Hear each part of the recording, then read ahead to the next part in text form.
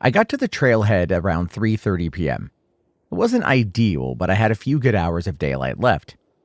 I'd been meaning to hike the Northwest Coastal Trail for months now, mostly because I just needed to get out of my empty apartment. The parking lot was deserted. Not a great sign, but October weekdays aren't exactly peak hiking season. I killed the engine to the car but didn't open the door right away. I just sat there for a moment, listening to the ticking of the cooling engine, already looking for a reason not to move. Finally, I took a deep breath and I stepped out. A weathered metal sign stood at the edge of the trailhead. Caution, unstable terrain, experienced hikers only. Check tide tables, return before sunset. It was a standard government warning, but underneath it someone had scrawled in thick black marker, "Only cowards turn back. The view is earned." My stomach tightened a bit. It was stupid, some jerk with a Sharpie, but it hit a nerve. Sarah's voice echoed in my head. "You always back down. That's your whole problem." I read the note again, then for a third time. I pulled out my phone. The battery was at 82%. I locked the screen, then immediately unlocked it again to check the time, even though I'd just seen it, 3:32 p.m. The hesitation was automatic, a muscle memory of looking for someone else to tell me that it was okay to go. A sharp gust of wind cut through my jacket. It wasn't just a breeze, it was a heavy, wet air that promised the temperature would drop 20 degrees the second the sun dipped. It was like a physical warning, basically saying, you're not dressed for what comes next. I took a look back at my car just sitting there. It was warm and safe. The smart choice, really.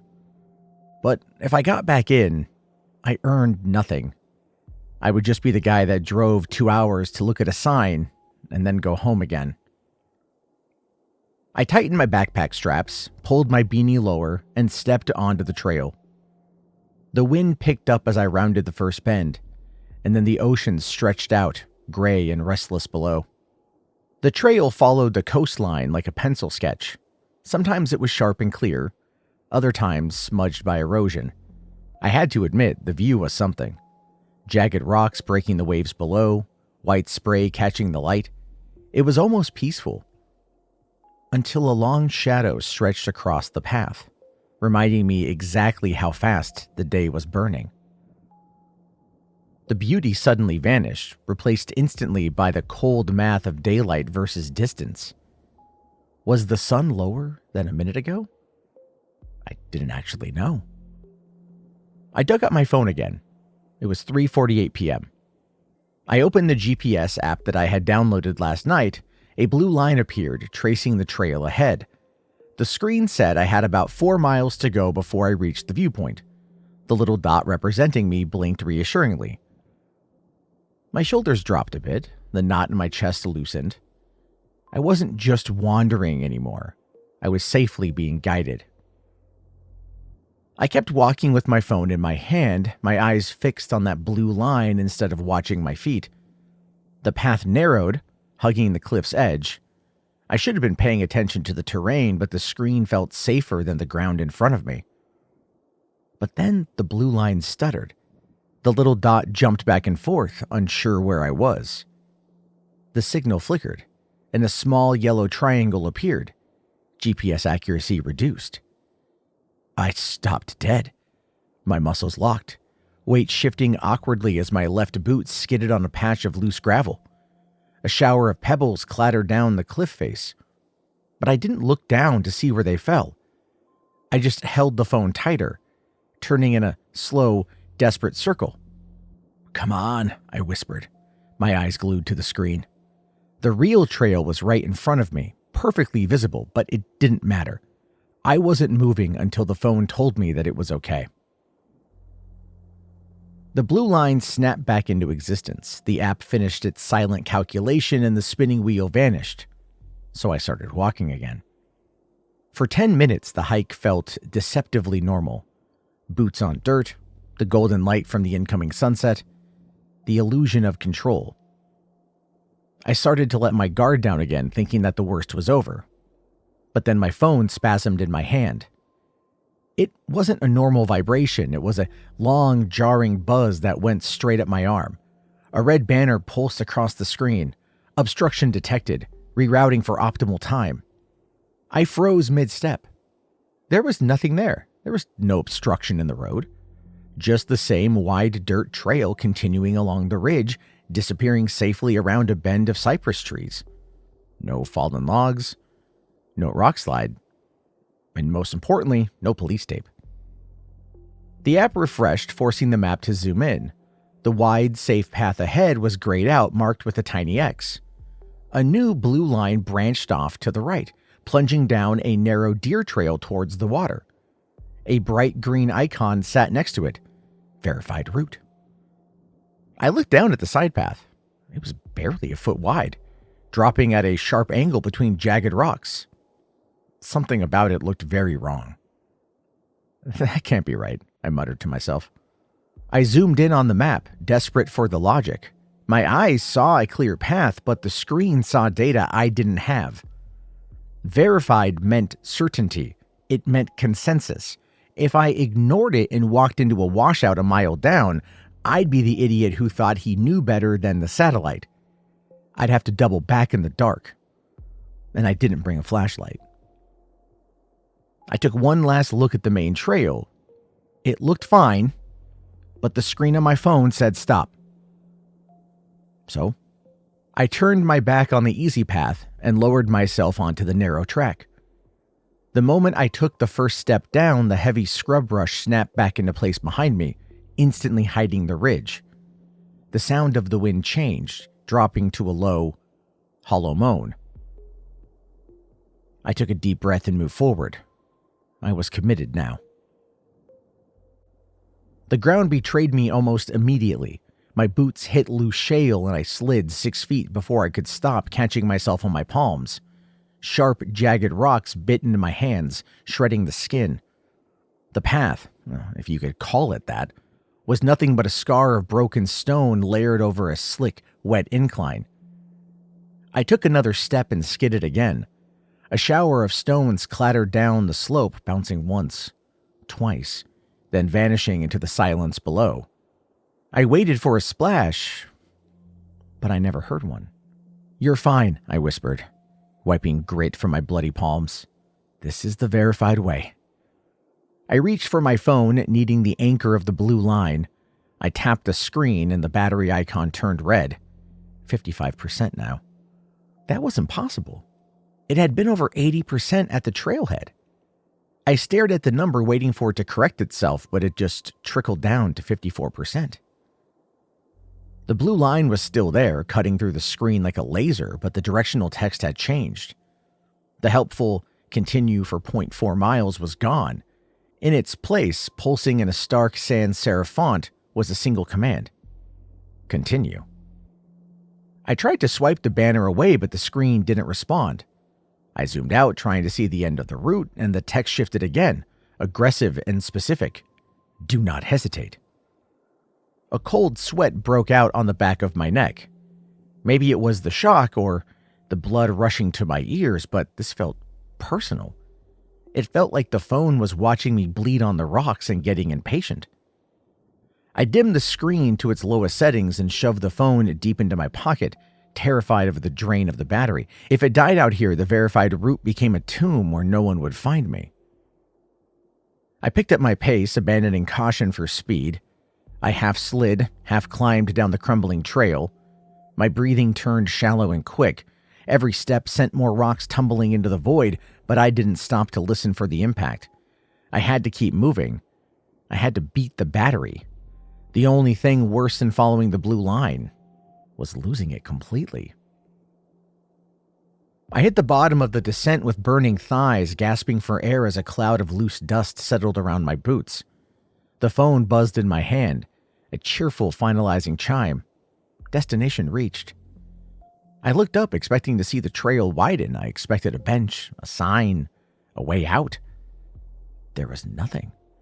Just wet sand that disappeared under churning water about 15 feet ahead. The tide was in, dark waves lapping hungrily at the narrow strip of shore. The destination was the ocean. "This isn't right," I choked out, zooming in on the map with trembling fingers. The blue line continued straight ahead, cutting confidently across the water. The map claimed there were stepping stones here, a low tide route, but in the real world, there was only the surge of the Pacific Ocean, gray and violent. My stomach dropped as a wave pushed higher up the beach, soaking the toes of my boots. I spun around looking back at the slope I had just descended. From the bottom, it looked impossible. Just a vertical scar of loose shale glistening with sea spray. Panic spiked hot and fast. I grabbed at a jagged outcrop of rock and tried to haul myself up, but the whole section gave away. It crumbled like wet sugar under my weight, sending me sliding back down to the sand. I scrambled again, digging my fingers into the loose scree until my nails tore and my palms were raw, but gravity worked only one way on this slope. I was trapped between a dissolving cliff and a rising ocean. The shortcut wasn't a shortcut, it was a funnel. It had guided me perfectly, step by verified step, into a corner I could not climb out of. I reached for my phone again, hand shaking so badly I almost dropped it in the sand. I needed 911, but the navigation screen flickered and wiped away. The map was replaced by a gray system overlay, a default error screen when the signal drops. No keypad, no emergency button, just a spinning connection wheel and a standard status message. Signal unstable, wait for assistance. I jabbed at the glass with blood-crusted fingers, smearing the screen as I wiped through menus. I needed a keypad, I needed a signal bar's icon, I needed anything other than the spinning wheel of death. My boots sank deeper into the slurry as a heavier wave slammed into my shins, nearly buckling my knees. The spinning wheel stopped. The screen didn't flash red or sound an alarm, it simply refreshed into a stark, black background with 3 white words in the center. Do not move. The command hit me harder than the water. It bypassed my logic and triggered a muscle memory I hadn't felt in months. It was the same paralysis I felt the night Sarah packed her bags. I could see the moment perfectly, overlaying the dark water. Her standing in the doorway, the suitcase handle in her hand, looking at me with pity. Just sit there, Bryce. Don't make this any harder. She had told me to stay put, to be a good spectator to my own heartbreak. And I had listened. I had stood there and let it happen because I was too afraid to make the wrong move. Too afraid to make any move at all.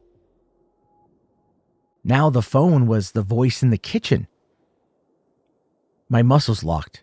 The cold Pacific water rose past my knees, soaking my jeans, heavy and violent. It pushed against me, trying to drag me out to sea, but I stood like a statue, rooted by a command from a device that didn't care if I lived or drowned.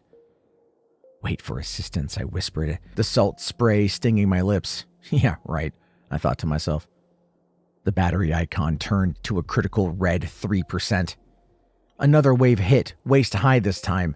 I staggered, swallowing a mouthful of seawater, but I locked my knees and dug my heels into the shifting sand.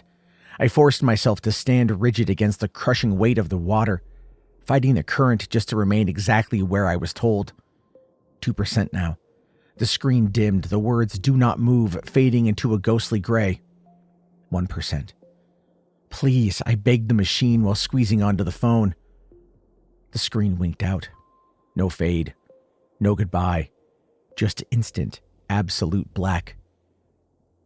I stood there in the dark, paralyzed, clutching a dead piece of glass. The digital hum was gone. The silence that followed was deafening, filled only by the roar of the ocean surging around my waist. It was just me now. No blue line, no verified route, no one telling me what to do. A wave slammed into me, bigger than the others, catching me off guard and knocking me sideways. My feet slipped on the sand and I went under, salt water filling my nose and mouth. The shock of the cold, choking darkness jolted something awake in my brain. I thrashed upright, coughing and sputtering, suddenly aware of exactly what was happening. I wasn't waiting. I was drowning. Wait for assistance. Don't make this harder. Do not move. The commands blurred together in my skull, a static loop of panic trying to keep me pinned in place. I looked back at the black slab in my hand. I'd been following it step by step into a trap, just like I followed Sarah's script for our breakup, just like I'd stood there while she listed all the ways I'd failed her. I turned towards the rock face I'd slid down, the one I'd already decided was unclimbable. No glowing blue line highlighted an easy path up, just wet, jagged stone waiting to tear my hands open worse than they already were. It looked exactly as brutal and uncaring as reality should. The next wave hit, and the truth hit with it. The note at the trailhead wasn't a challenge, it was a lure. It was the same trap as the phone, using my pride to get me here, and my fear to keep me here. They were both just voices telling me to wait for permission that wasn't coming. I looked at the phone one last time. "I'm moving," I said. I hurled the device into the churning water. It disappeared without a splash. Then I turned to the cliff and grabbed the nearest handhold, fingers screaming in pain as they dug into the sharp rock. I didn't climb that cliff. I clawed my way up it. I dug my fingertips into cracks barely wide enough to hold, each pull tearing what was left of my nails. Barnacles cut through my jeans, shredding denim and skin as I scrambled upward. Every inch was a fight. Halfway up, my right hand slipped on a patch of wet moss. I slid back 6 feet, my chest slamming against the rock face, knocking the wind out of me in a brutal, wheezing gasp. "Fuck!" I screamed, the word echoing across the black water. "Fuck this whole goddamn beach!" The echo faded, but the heat in my chest didn't. I attacked the rock face with a fury that surprised me, grabbing and pulling and kicking my way upward. The pain in my hands wasn't a warning signal anymore. It was fuel. When I finally dragged myself over the top of the edge, I collapsed onto the dirt, lungs burning. My palms were wet meat. My clothes were soaked with seawater, sweat, and blood. I laid there for a minute, just listening to the sound of my own jagged breathing overpowering the roar of the ocean. Eventually, I rolled over and sat up. I wasn't anywhere near the trailhead. There was no parking lot, no safety lights, just the darkening sky and miles of coastal scrub in every direction. The last of the daylight was dying. I was exhausted, bleeding, and completely, utterly lost. I got to my feet and looked down the coastline. To the left was darkness. To the right, the wind was whipping the scrub brush flat against the ground. Either way was a gamble. I could end up walking 10 miles in the wrong direction before I even realized it. I stood up, took a deep breath, and wiped my bloody palms on my jeans. I turned into the wind and started walking. Not because an app told me to. Not because there was a verified blue line. I started walking because the only one who could save me was me.